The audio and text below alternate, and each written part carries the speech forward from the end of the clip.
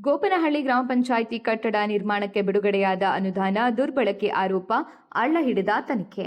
ಹೌದು, ಇದು ಚಳ್ಳಕೆರೆ ತಾಲೂಕಿನ ಗೋಪನಹಳ್ಳಿ ಗ್ರಾಮ ಪಂಚಾಯಿತಿ ಕಚೇರಿ ಕಟ್ಟಡ ನಿರ್ಮಾಣಕ್ಕೆ ಸರ್ಕಾರದಿಂದ ಬಿಡುಗಡೆಯಾದ ಸುಮಾರು 26 ಲಕ್ಷ ರೂಪಾಯಿ ಅನುದಾನದ ಬಳಕೆ ಕುರಿತು ಗಂಭೀರ ಆರೋಪಗಳು ಕೇಳಿಬಂದಿವೆ.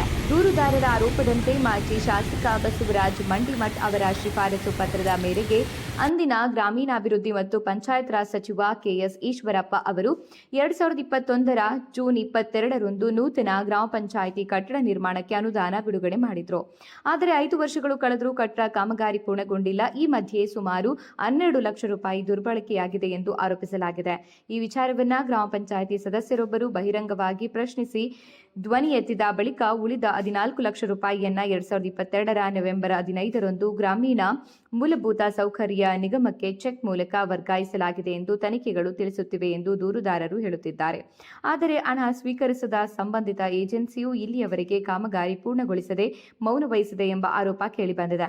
ಇಷ್ಟೆಲ್ಲ ಬೆಳವಣಿಗೆಗಳ ನಡುವೆಯೂ ಸಂಬಂಧಪಟ್ಟ ಅಧಿಕಾರಿಗಳಿಗೆ ಹಲವು ಬಾರಿ ದೂರು ಸಲ್ಲಿಸಿದ್ರೂ ಸಮಗ್ರ ತನಿಖೆ ನಡೆಸಿಲ್ಲ ಎಂದು ದೂರುದಾರರು ಆರೋಪಿಸಿದ್ದಾರೆ. ಇದೀಗ ಈ ಪ್ರಕರಣ ಲೋಕಾಯುಕ್ತರ ಅಂಗಳ ತಲುಪಿದ್ದು ತನಿಖೆಯ ಫಲಿತಾಂಶದತ್ತ ಸಾರ್ವಜನಿಕರ ಗಮನ ನೆಟ್ಟಿದೆ. ಸರ್ಕಾರದ ಅನುದಾನ ಯಾರ ಕೈಗೆ ಹೋಯಿತು? ಕಟ್ಟಡ ಏಕೆ ನಿರ್ಮಾಣವಾಗಿಲ್ಲ? ಹಣದ ಲೆಕ್ಕ ಎಲ್ಲಿದೆ? ಈ ಎಲ್ಲ ಸಂಬಂಧಪಟ್ಟ ಅಧಿಕಾರಿಗಳು ಮತ್ತು ಸಂಬಂಧಿತ ಏಜೆನ್ಸಿ ಸ್ಪಷ್ಟ ಉತ್ತರ ನೀಡಬೇಕಿದೆ. ಇದು ಜನಧ್ವನಿ ನ್ಯೂಸ್, ಜನರ ಧ್ವನಿ, ಜನರಿಗಾಗಿ. ಗೋಪನಹಳ್ಳಿ ಗ್ರಾಮ